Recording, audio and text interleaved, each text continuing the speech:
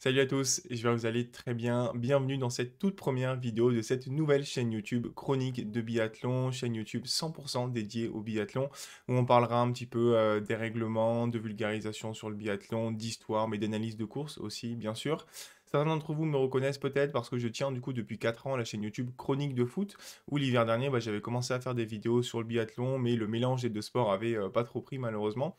Du coup, cet été, j'ai pris la décision de créer une deuxième chaîne YouTube dédiée cette fois-ci donc au biathlon. Et donc, c'est celle sur laquelle vous êtes aujourd'hui, Chronique de biathlon. J'espère que ce projet vous plaira. En tout cas, je vous propose de commencer directement par cette première vidéo où je vais vous parler tout simplement de la saison 2023-2024. Je vais vous présenter les grandes lignes entre le calendrier, les règlements et les biathlètes. Et ben, on est parti.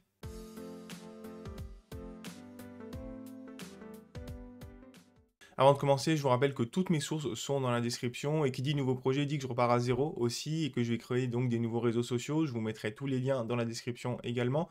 Et le mieux que vous puissiez faire pour m'aider dans cette nouvelle aventure, c'est de liker la vidéo, laisser un commentaire pour le référencement et pourquoi pas vous abonner à la chaîne. Et donc, je vous propose de commencer par le calendrier, assez classiquement. Quels sont les sites qu'on va visiter cette année? C'est un calendrier tiré du site de la chaîne L'équipe qui diffusera encore une fois cette année le biathlon de manière gratuite et c'est une super nouvelle. Un calendrier assez particulier parce que pour la première fois, on va notamment aller en Suisse, à Lenzerheide, qui sera en fait le siège des championnats du monde la saison prochaine. Et donc, assez classiquement, on va tester le site la saison d'avant. Et malheureusement, c'est les Grands Bornand qui fera les frais de ce test, puisqu'on n'ira pas en France cette année. On commencera assez logiquement par Östersund en Suède et puis Orfilsen en Autriche.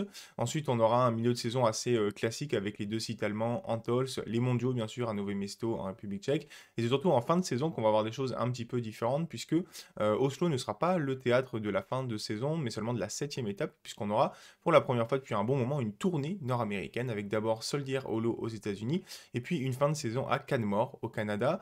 D'ailleurs, ça va être assez compliqué au niveau décalage horaire, je pense, parce qu'il n'y a que 5 jours entre Oslo et Soldier Hollow aux États-Unis. Bref, fin de saison qui risque d'être assez éprouvante pour les athlètes. Tant qu'on parle de calendrier, je peux vous parler de celui des shows biathlon qui est en train de s'épaissir également, puisque jusqu'à présent, on avait souvent le biathlon auf Schalke en Allemagne en décembre qui permettait de voir pas mal de biathlètes s'affronter. Et bien cette année, la fédération suédoise a annoncé la création d'un deuxième événement, le Ski Tekampen, un show dans le stade olympique de Stockholm fin février, normalement, format relais mixte simple avec qualification et poursuite, où on trouvera notamment côté suédois Anna Öberg et Sébastien Samuelsson. Au niveau des courses, on a un calendrier qui va s'épaissir également, puisque pour la première étape à Östersund, on a non pas 8 courses comme la saison passée, mais 10 courses cette année, puisqu'on aura au total 2 relais mixtes, 2 relais également, 2 individuels, 2 sprints et 2 poursuites. Ça commence à faire une sacrée étape de reprise, presque un championnat du monde à lui seul. Au total, sur la saison, on aura donc 3 individuels, dont un court, 7 sprints, 7 poursuites, ce qui veut dire qu'on n'aura pas de sprint isolé sans poursuite, ce que je trouvais un petit peu ennuyant personnellement, mais également 4 mass start, 5 relais hommes-femmes, 3 relais mixtes et 3 relais mixtes simples. A noter donc que sur les individuels, on aura un format court où c'est les distances en fait qui évoluent. Pour les filles, on passe de 15 km à 12,5 km et pour les garçons, on passe de 20 km à 15 km. Ça permet d'un petit peu économiser les organismes. Ça me permet d'enchaîner avec le règlement qui connaît quelques évolutions quand même cette année. Moins d'évolutions majeures comme la saison passée, dont la principale c'était au niveau du règlement des points en compétition, parce qu'on avait les championnats du monde donc qui ne comptaient plus. Également, on enlevait le concept de ne pas compter les deux moins bons résultats dans l'hiver. On donnait beaucoup plus de points au top 5, notamment le premier qui passe de 60 à 90 points remportés. Donc ça, c'est toujours appliqué cette saison, mais c'est un changement qui a déjà un an et qui avait quand même eu pas mal d'impact sur la saison. Et donc au niveau des évolutions de cette saison, je peux d'abord vous parler des quotas qui évoluent un petit peu sur le début de saison. Avant, on avait un quota individuel pour le vainqueur de l'IBU Cup de la saison précédente, qui pouvait donc aller sur la première étape de Coupe du Monde. Aujourd'hui, ça évolue un petit peu, puisqu'on a un quota qui n'est plus individuel, mais nation. Ça veut dire que c'est pas forcément le vainqueur de l'IBU Cup qui peut aller sur la première étape de Coupe du Monde. Et surtout, ce quota, il est valable pour les 2 premières étapes de Coupe du Monde. Pour la Norvège, par exemple, même si Stromstein a remporté l'IBU Cup, finalement, c'est lui qui obtient ce quota supplémentaire. Et donc, il pourra se présenter à Östersund et à Orfilsen. On a aussi une évolution sur les relais mix et les distances, surtout avec une simplification, puisque avant, en fonction du sexe qui démarrait le relais mixte, eh bien, on avait des boucles de 6 km ou de 7,5 km pour les deux sexes. C'était un petit peu complexe à organiser. Aujourd'hui, maintenant, ça a été fixé à 6 km la distance, donc on n'aura que des boucles de 2 km pour les athlètes, que ce soit des filles ou des garçons. Ça permet de simplifier un peu les choses, notamment en termes d'organisation des boucles, mais aussi d'économiser un petit peu les organismes, puisque certains biathlètes économiseront jusqu'à 1,5 km quand même, et ça, c'est pas rien dans un hiver qui est de plus en plus dense.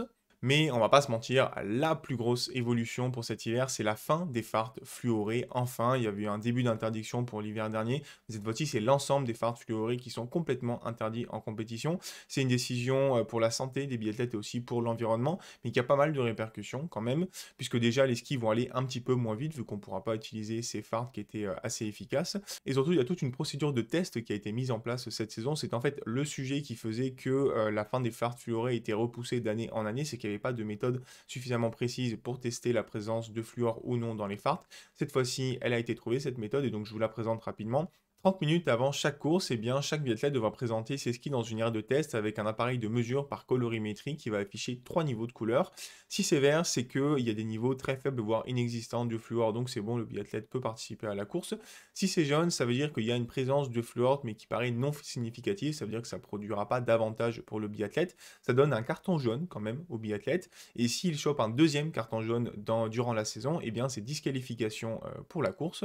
Et enfin, il y a la couleur rouge, là, qui veut dire que le niveau de fluor est trop important pour ne pas présenter d'avantage concurrentiel. Et donc, dans ce cas-là, c'est carton rouge et disqualification pour le biathlète, sachant que cette année, comme c'est la première année, eh bien, il y aura un joker pour chaque biathlète. S'il y a un carton rouge qui est décerné, eh bien, le biathlète peut présenter une deuxième paire de skis. Et si cette paire de skis passe le test de mesure, eh bien, il pourra quand même participer à la course. Mais à partir de la deuxième course où ça arrive, c'est disqualification pure et simple pour la course. Et cette dernière semaine, cette interdiction du fluor, elle a fait pas mal parler, notamment parce qu'on a eu les courses norvégiennes de Schuchen, où les Norvégiens ont éclaté les autres nations en termes de temps de ski.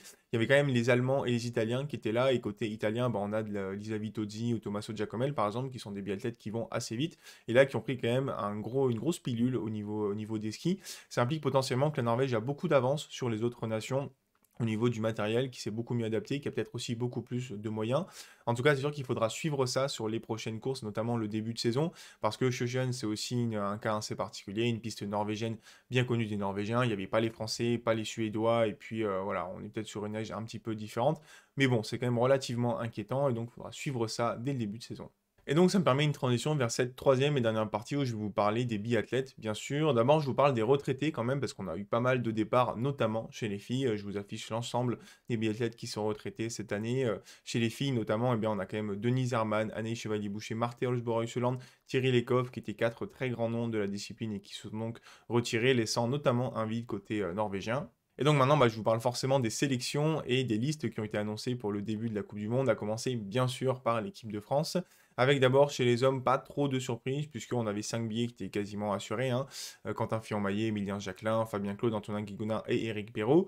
Il y avait un doute entre Emilien Claude et Oscar Lombardo, doute qui a été levé après les sélections de Bessan où Emilien Claude a été brillant. Il a donc obtenu ce précieux sésame, la 6e place en équipe de France. Côté féminin, il n'y avait pas non plus de surprise en théorie, puisque Justine Brezas-Boucher devait simplement prendre la place d'Anaïs Chevalier-Boucher qui était partie en retraite, et donc compléter un groupe avec Julia Simon, Lou Jean Monod, Sophie Chauveau, Caroline Colombo et Chloé Chevalier. Sauf que, très mauvaise nouvelle, malheureusement, Caroline Colombo a dû faire forfait pour les sélections à Bessan, et finalement elle a été diagnostiquée d'une neuropathie, qui est une maladie qui touche les nerfs. Gros cœur sur Caro, j'espère que ça va aller mieux dans les prochaines semaines, les prochains mois. Et donc sa place a été donnée à une autre biathlète qu'on avait déjà vue sur la Coupe du Monde en fin de saison passée, c'est Gilon Guigona qui donc obtient ce 6e sésame. Pour les autres nations, je vous mets bien sûr tous les liens des sélections qui sont déjà sortis, et je compléterai éventuellement avec notamment la Suède et l'Italie qui devraient arriver très bientôt. Parmi les choses importantes dont on peut parler, il y a bien sûr la sélection allemande où Célinia Grossian, la petite pépite de 19 ans, a obtenu déjà une place dans l'équipe allemande pour le début de saison en Coupe du Monde. C'est peut-être un peu tôt pour elle, on verra comment elle se débrouille en tout cas, parce qu'il y a une grosse pression médiatique autour de Célinia Grossian. Intéressant aussi de parler de la sélection féminine côté Norvège, où on va découvrir des petits noms, parce que forcément avec les départs qu'il y a eu la saison passée, il faut les remplacer. Donc on va notamment avoir Marte Johansen qui a découvert la Coupe du Monde en fin de saison passée, mais aussi Frida Dokken, Marit Skogan que moi je vais découvrir, qui était plutôt en IBU Cup, qui sont assez jeunes. Côté homme, en Norvège aussi, il y avait pas mal d'interrogations, puisque avec le quota supplémentaire, il y avait globalement 2 places à décerner en Norvège et pas mal de prétendants. Finalement, c'est bien sûr Strømsheim qui a remporté l'IBU Cup la saison passée, et Sorum qui a fait de superbes courses à Sjøsjøen, qui ont obtenu ce précieux sésame pour le début de saison. Et petit instant hipster pour terminer, parce que je suis très heureux de découvrir que le Groenland va pouvoir aligner une équipe sur le relais mixte simple pour la première fois de son histoire. Vous connaissez un petit peu peut-être Ukalex Lettemark, 22 ans, qui est présent depuis quelques saisons sur le circuit Coupe du Monde féminin. Eh bien, vous découvrirez son frère Sandré Slettemark, qui a 19 ans et qui va découvrir également le circuit Coupe du Monde côté masculin. Et donc, ça permet d'aligner une équipe en relais mixte simple et ce sera une des petites attractions de ce début de saison, j'imagine. Et donc j'en ai fini avec cette présentation de la saison 2023-2024, assez longue parce qu'il y avait pas mal de choses à raconter quand même. Je vous ai pas fait de preview parce que je vous propose bien sûr celle du podcast Balle de Pioche, chez qui j'interviens depuis maintenant 1 an et où on a fait une longue preview qui devrait sortir cette semaine. J'espère qu'elle vous plaira en tout cas. J'espère aussi que cette toute première vidéo sur la chaîne Chronique de Biathlon vous a plu. N'hésitez pas à me le dire en commentaire, liker la vidéo et puis la partager autour de vous et pourquoi pas vous abonner à la chaîne. Moi, je vous souhaite du coup une très bonne reprise de saison de biathlon. Ça fait des mois qu'on attend ça. Passez donc une bonne reprise à Ostersund et puis on se retrouve bientôt pour parler biathlon. Ciao, ciao.